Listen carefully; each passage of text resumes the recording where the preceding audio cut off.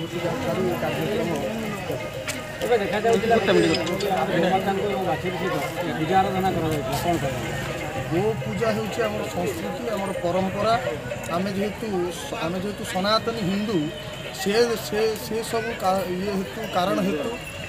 गो माता होउछंती आम संस्कृतिर माता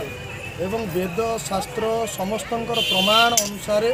गो माता ठारू जीव जगत समस्ते बंचार उपाय पाती जेपरी माने गोटे उदाहरण होउछि जदि गोटे छुआ को ता माँ जन्म करबा पर तार देहांत हो जाउछि से छुआ केवल गोमातार क्षीर खाइकी ही बंची पारुछि अन्य कौनसी जीव नाही जार क्षीर खाइके आम जीवन धारण करिपरिबा से दृष्टि गोमातार वैज्ञानिक कारण मध्य अछि गोमाता द्वारा ये समग्र पृथ्वी रे शस्य आदि उत्पन्न होउछि ये समस्त कारण पाई गोमाता को हिंदू धर्म रे राष्ट्रीय माता बोली ग्रहण करा जाए एवं शास्त्र पुराण अनुसार गोमाता होउछंती हमर सर्वश्रेष्ठ संपत्ति।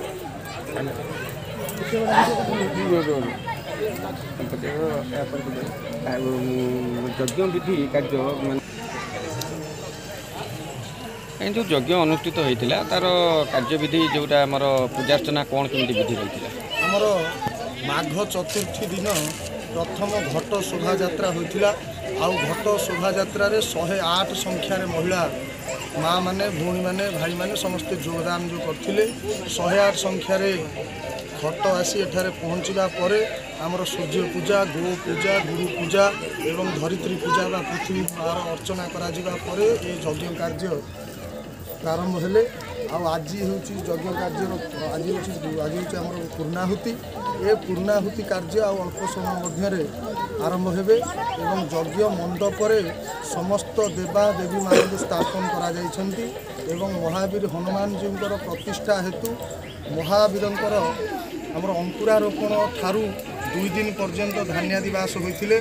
धान्यादिवास पर महाप्रभु को उत्थापन जो पंडित जी मैंने आसमान द्वारा उत्थापन हेले आ जो गगुआ अंचल जो गाँ 2-3 खंड गाँ अच्छी ए गाँव में हनुमान जी प्रतिमा जाकि आमर नगर परिक्रमा है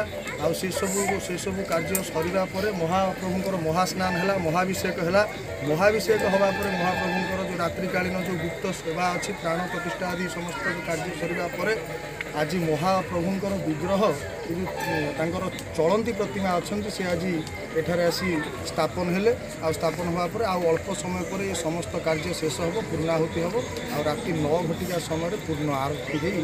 आज जो यज्ञ कार्य शेष।